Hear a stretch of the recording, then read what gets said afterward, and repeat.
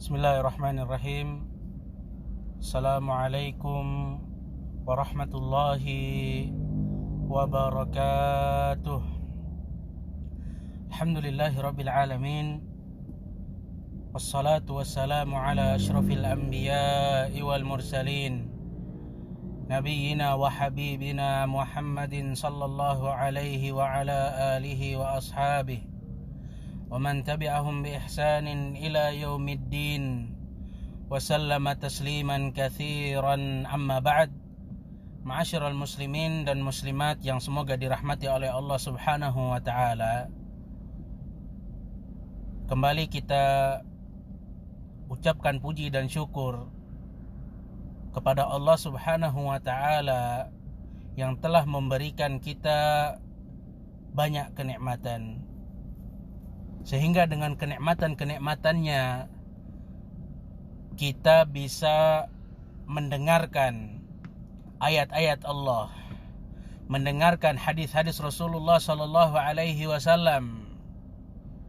Berapa banyak orang-orang di luar sana yang mereka tidak mendapatkan kenikmatan ini, padahal dengan mendengarkan ayat-ayat Allah, dengan mendengarkan hadis-hadis Rasulullah sallallahu alaihi wasallam, itu insya Allah kemudahan demi kemudahan akan didapatkan oleh orang-orang tersebut.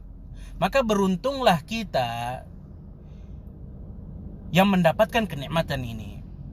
Salawat dan salam semoga tetap tercurahkan kepada Nabi besar Muhammad sallallahu alaihi wasallam, kepada istri-istri beliau, anak-anak beliau, sahabat-sahabat beliau, hingga pengikut beliau pada akhir zaman nanti. Ma'asyiral muslimin dan muslimat yang semoga dirahmati oleh Allah Subhanahu wa taala, kita kembali menyebutkan atau mengkaji lanjutan kajian singkat Arba'in An-Nawawiyah.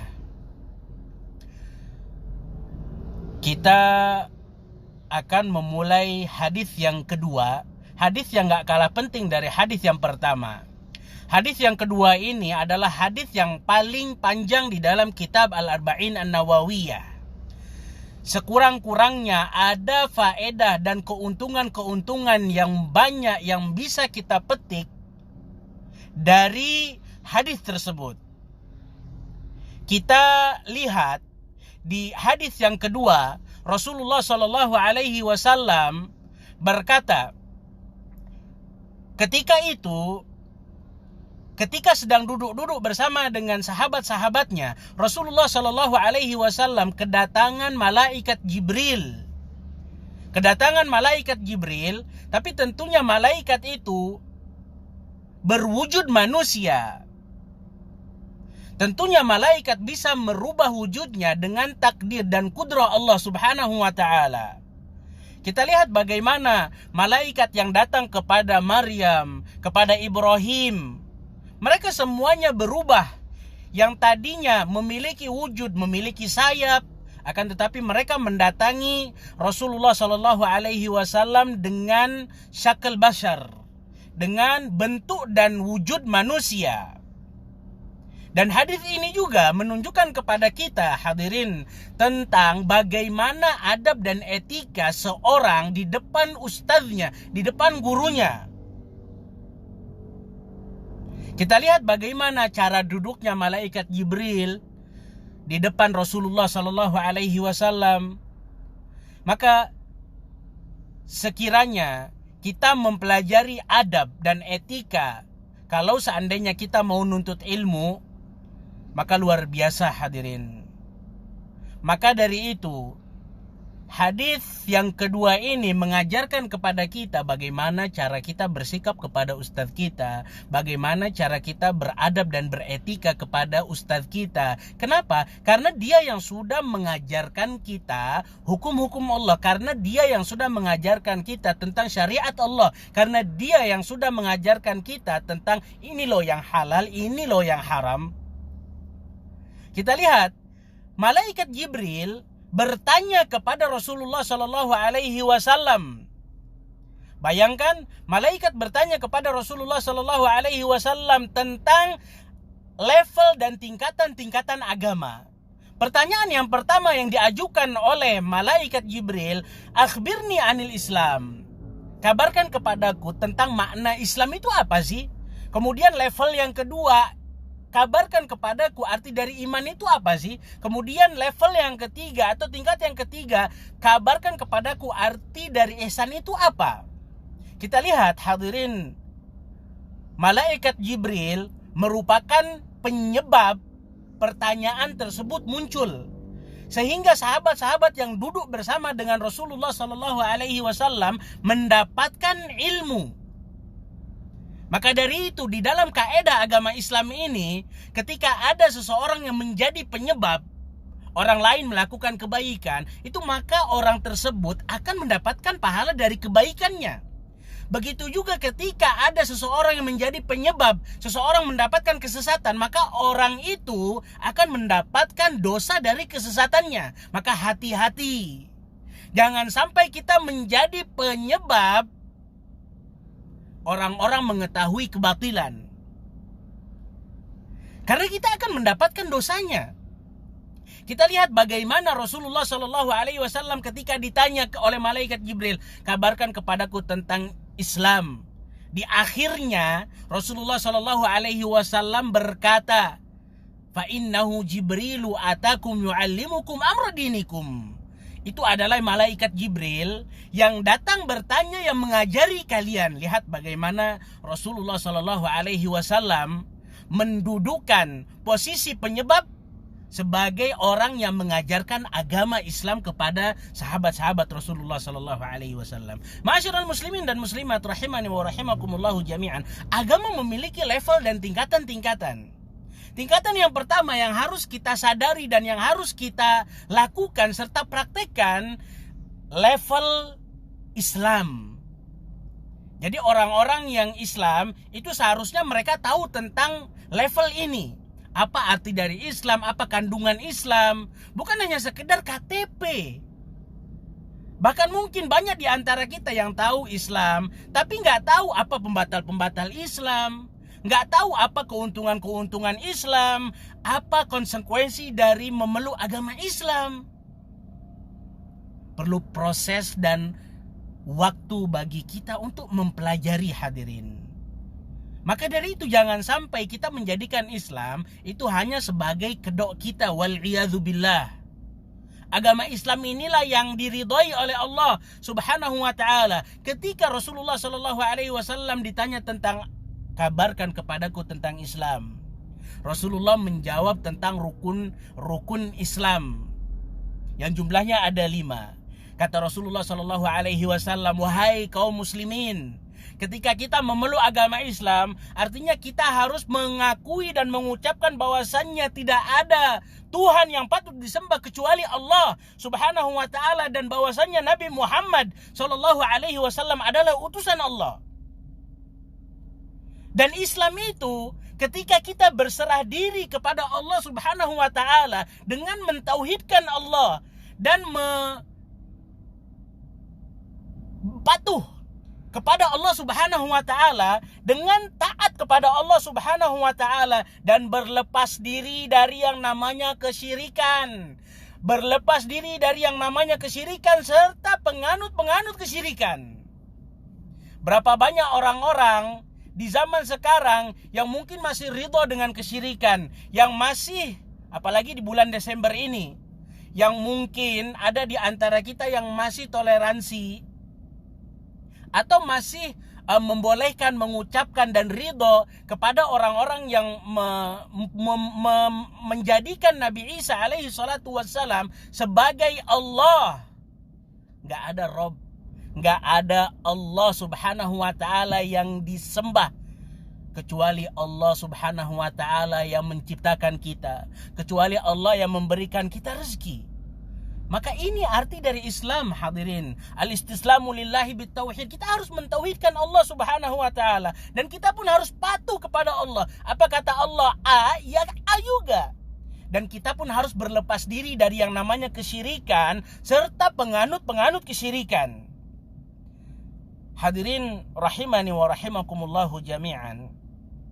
Maka ketika kita mengucapkan asyhadu an la ilaha illallah, saya bersaksi bahwasanya nggak ada Tuhan yang patut disembah kecuali Allah Subhanahu wa taala, dan ketika seseorang mengaku bahwasanya Nabi Muhammad sallallahu alaihi wasallam adalah utusan Allah Subhanahu wa taala, enggakah kita sadar bahwasanya dua komponen ini sebenarnya mewajibkan kita untuk ikhlas mengamalkan apapun untuk Allah Subhanahu wa taala dan beribadah sesuai dengan SOP-nya Rasulullah sallallahu alaihi wasallam. Karena konsekuensi dari mengakui bahwasanya Rasulullah adalah utusan Allah, mentaati beliau serta menjauhi larangan-larangan beliau dan membenarkan seluruh kabar beliau, baik yang akan terjadi atau yang sudah lampau. Kemudian kita pun gak boleh beribadah kepada Allah kecuali dengan cara yang sudah diajarkan oleh beliau.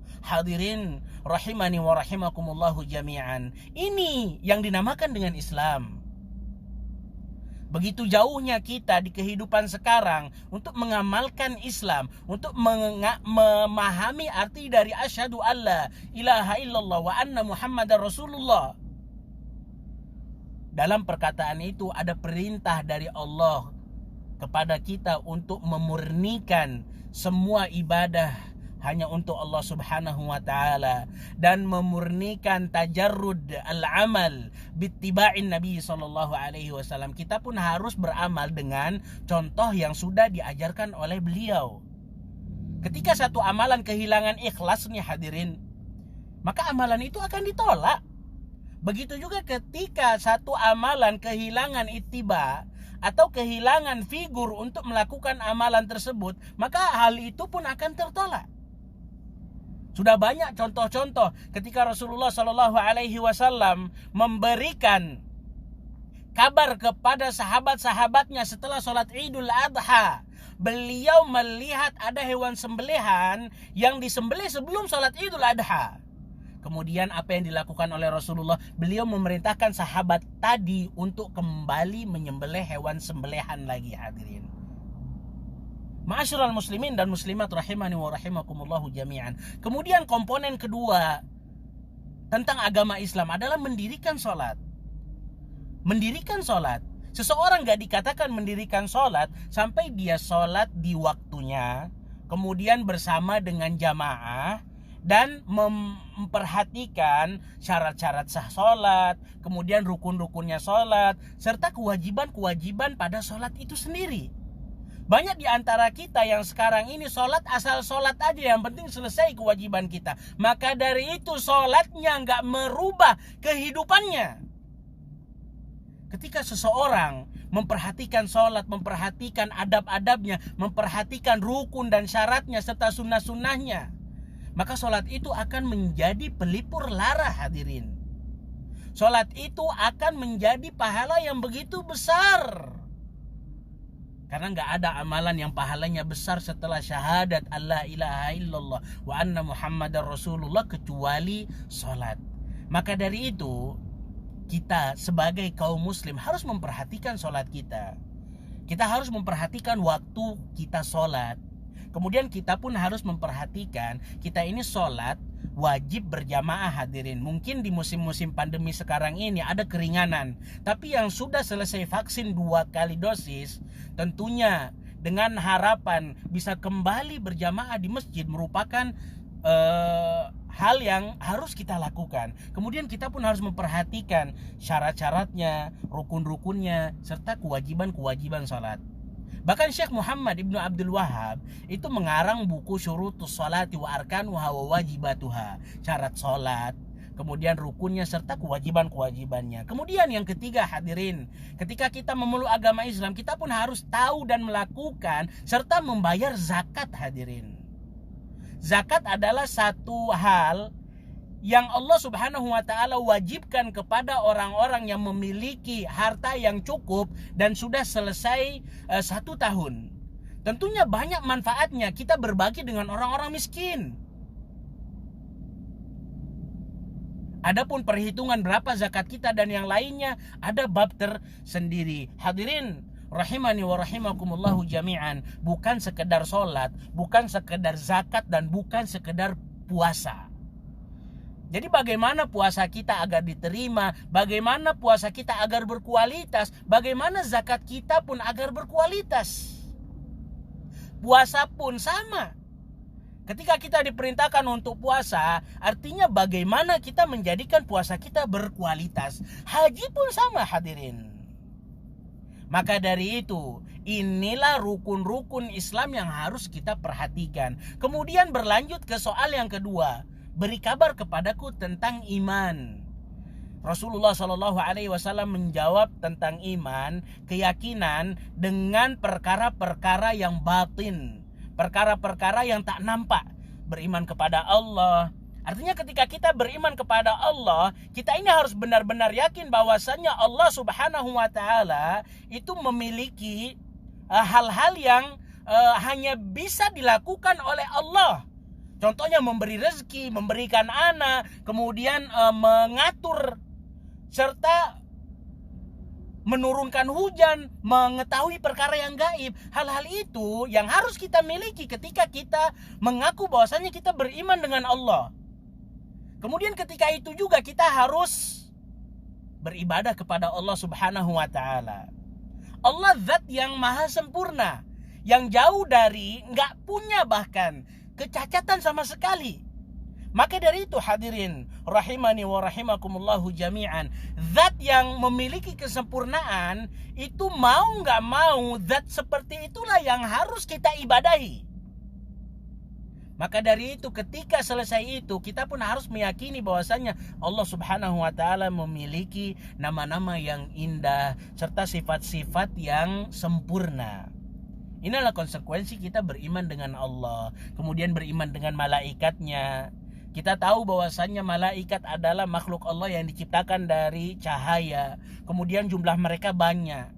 Mereka memiliki nama-nama. Dan mereka juga ada pekerjaan-pekerjaan. Ada di antara mereka yang diberikan tugas untuk memberikan wahyu, kemudian menurunkan hujan, serta mencabut nyawa, serta penjaga surga, penjaga neraka. Makhluk Allah yang begitu luar biasa, yang selalu taat kepada Allah, gak pernah bermaksiat kepada Allah. Hadirin, ketika kita mengetahui besarnya malaikat Allah Subhanahu wa Ta'ala, bagaimana dengan yang menciptakannya? Dan komponen ini harus kita imani semuanya. Beriman kepada Allah, kita pun harus beriman kepada malaikat Allah Subhanahu wa Ta'ala. Kemudian kita pun harus beriman dengan buku-buku Allah, kitab-kitab Allah yang Allah turunkan kepada nabi-nabinya. Entah itu Taurat, entah itu Injil, Al-Quran. Kita harus mengimani dan meyakini bahwasannya kitab-kitab tersebut itu turun dari Allah kepada Rasulullah, kepada utusan-utusan Allah Subhanahu wa Ta'ala. Namun bedanya Al-Quran dengan kitab-kitab lain, kitab-kitab lain itu ada penambahan dan ada pengurangan. Karena Allah Subhanahu wa Ta'ala gak menjamin dari kitab-kitab tersebut untuk menjaga kitab-kitab tersebut. Yang Allah jamin adalah Al-Quranul Karim. Maka dari itu hadirin, ketika kita memperhatikan dan berpegang teguh terhadap Al-Quranul Karim, maka disitulah ada kebahagiaan di dunia dan di akhirat kita. Dan kita pun harus mengimani kepada utusan-utusan Allah Subhanahu wa Ta'ala, baik yang sudah diceritakan secara tafsil atau secara terperinci oleh Allah Subhanahu wa Ta'ala, atau yang belum diceritakan oleh Allah Subhanahu wa Ta'ala. Allah memilih utusan-utusannya itu dari manusia. Dan dakwah mereka, dakwah para nabi itu satu, agar kita umatnya mau menyembah hanya kepada Allah dan tidak menyekutukan Allah Subhanahu wa Ta'ala. Dan mereka adalah makhluk Allah Subhanahu wa Ta'ala yang sempurna, hadirin. Mereka sudah menyampaikan risalahnya. Rasulullah SAW seorang yang terjaga dari Allah, maksum. Maka dari itu, ketika kita mengikuti Rasulullah Nabi Muhammad SAW, insya Allah kita pun akan bahagia di dunia dan di akhirat. Kemudian yang berikutnya adalah beriman dengan hari akhir. Hadirin, hari akhir adalah hari di mana kita beriman dengan setelah kematian kita. entah setelah wafat, atau dengan adanya hari kebangkitan, atau dengan adanya sirat, dengan adanya surga, dan dengan adanya neraka. Semua itu ketika kita mengimani hal-hal tersebut, itu membawa kita untuk menyadari bahwasannya nanti pekerjaan-pekerjaan apapun yang kita lakukan itu akan dibalas oleh Allah Subhanahu wa taala. Ada surga dan ada neraka. Ada balasannya, hadirin. Beriman dengan hari akhir merupakan perkara yang akan membawa kita tidak terlena dengan dunia. Kemudian di akhir Rasulullah SAW memerintahkan kita untuk beriman dengan qadar, dengan ketentuan-ketentuan Allah Subhanahu wa taala. Allah sudah menentukan semuanya dari A sampai nanti hari kiamat, hadirin. Kita harus mengimani takdir Allah. Kita harus mengimani apa yang sudah Allah Subhanahu wa taala takdirkan untuk kita, baiknya ataupun jeleknya. Kadang kita ditimpa dengan satu ujian, itu jelek menurut kita, tapi belum tentu jelek, hadirin. Nih, bagi kaum muslimin, ketika sesuatu turun kepada kita dari ujian, fa'asa an takrahu syai'an wa huwa khairul lakum. Bisa jadi kita membenci sesuatu padahal hal itu adalah satu hal yang baik bagi kita. Maka jangan cepat menilai sesuatu itu dari satu kacamata. Enggak. Oh, bisa jadi kehilangan kita, misal kehilangan pekerjaan, itu ada manfaat yang baik. Dengan kehilangan pekerjaan mungkin kita bisa fokus dengan orang tua kita, atau hal-hal yang lainnya. Kita bisa fokus dengan beribadah. Ma'asyiral muslimin dan muslimat rahimani wa rahimakumullahu jami'an. Kemudian komponen yang ketiga, Rasulullah SAW mengajarkan kita untuk ihsan, untuk berbuat baik. Inilah level dan tingkatan yang paling tinggi. Ketika seseorang sudah memiliki level ini, itu insya Allah, hadirin, dia akan terminimalisir dari yang namanya maksiat. Kata Rasulullah SAW tentang ihsan ini, anta'budallaha ka'annaka tarahu fa illam takun tarahu fa innahu yarak. Seolah-olah kita beribadah, Allah melihat kita. Kalau seandainya kita nggak melihat Allah, Allah Subhanahu wa taala nggak melihat kita nih. Kita merasa Allah nggak lihat kita, tapi kita merasa bahwasanya Allah memata-matai kita. Ketika kita hidup di bawah CCTV, itu kita takut untuk melakukan pelanggaran-pelanggaran. Apalagi ada Allah Subhanahu wa taala. Maka ini yang harus kita miliki, hadirin. Tentunya untuk mencapai level ini perlu proses. Bagaimana seseorang bisa merasakan perasaan ini, muraqabah, merasa diawasi oleh Allah Subhanahu wa taala di bulan Ramadan, hadirin. Begitu besarnya rasa kita diawasi oleh Allah. Bahkan ketika kita ke dapur, itu ikan sudah berada di dapur, kita sendiri, kita nggak mau tuh makan. Karena apa? Karena kita takut puasa kita batal.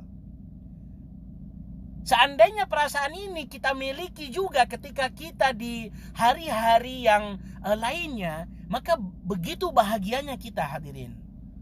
Ketika kita mau bermaksiat, kita sadar bahwasannya ada hari pembalasan. Kemudian zat-zat ataupun benda-benda makhluk di sekitar kita itu bertasbih kepada Allah Subhanahu wa taala. Maka tidakkah kita malu?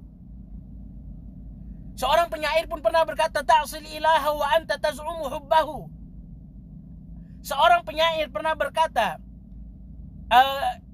ketika kita berada di kegelapan malam, kemudian jiwa kita mengajak kita untuk bermaksiat, maka malulah terhadap pengawasan Allah Subhanahu wa taala, dan katakan, yang menciptakan kita ini nih memperhatikan setiap inci amalan-amalan kita. Hadirin, ada hari pembalasan, yang mana semua amalan kebaikan itu akan dibalas oleh Allah, dan semua amalan kejelekan akan dibalas oleh Allah Subhanahu wa taala. Ketika seseorang sudah mencapai level dan tingkatan ihsan, merasa diawasi oleh Allah Subhanahu wa taala, Allah Subhanahu wa taala akan bersama dengan orang ini, akan membimbing hidupnya. Innallaha ma'al ladzina taqaw wal ladzina hum muhsinun. Allah akan bersama dengan orang-orang yang bertakwa dan orang-orang yang memiliki ihsan. Hadirin rahimani wa rahimakumullahu jami'an. Kemudian yang terakhir, malaikat Jibril bertanya tentang hari kiamat, kapan terjadinya hari kiamat. Tapi Rasulullah SAW di hadis tersebut gak menyebutkan kapan terjadinya hari kiamat, melainkan Rasulullah SAW menyebutkan ciri-ciri dari hari kiamat. Hari-hari kiamat itu sudah sangat dekat dengan kita. Tanda-tandanya pun sudah jauh-jauh hari disebutkan oleh Rasulullah. Ada tanda-tanda yang kecil, ada tanda-tanda yang besar. Di dalam hadis ini Rasulullah SAW menyebutkan beberapa tanda, di antaranya adalah banyaknya budak yang melahirkan tuan-tuannya. Ini menandakan bahwasanya akan ada penaklukan kota-kota yang sudah terjadi pada saat zaman Rasulullah. Kemudian orang-orang pun akan berlomba-lomba membangun bangunan-bangunan tinggi. Itu pun sudah banyak terjadi, hadirin. Qala thumma intalaqa falabithtu maliyan thumma qala li ya Umar atadri man as-sa'il qultu Allahu wa rasuluhu a'lam qala fa innahu Jibril atakum yu'allimukum amra dinikum. Kemudian Rasulullah SAW ketika berdialog dengan malaikat Jibril pun pulang. Setelah itu Rasulullah bertanya kepada kepada para sahabatnya, tahukah kalian siapa yang bertanya? Mereka menjawab, Allah dan Rasulnya a'lam. Kata Rasulullah SAW, dia adalah malaikat Jibril yang mendatangi kita dan bertanya serta mengajarkan kita semua tentang perkara-perkara Islam. Hadirin rahimani wa rahimakumullahu jami'an. Maka hal ini yang harus kita perhatikan. Jangan terlena dengan kehidupan dunia kita, sehingga kita gak mau nuntut ilmu tentang perkara-perkara iman, perkara-perkara ihsan, perkara-perkara Islam. Itu kadang kita gak tahu. Kadang kita melakukan satu amalan, gak tahu tuh amalan tersebut menjerumuskan kita atau bahkan mungkin mengeluarkan kita dari agama Islam. Kita nggak tahu tuh, hadirin. Maka tugas berat kita untuk belajar dan belajar. Ini saja yang bisa saya sampaikan. Wabillahi taufiq wal hidayah. Semoga yang sedikit ini bisa bermanfaat. Aqulu qouli hadza wa astaghfirullah li wa lakum wa lisairil muslimin. Assalamualaikum warahmatullahi wabarakatuh.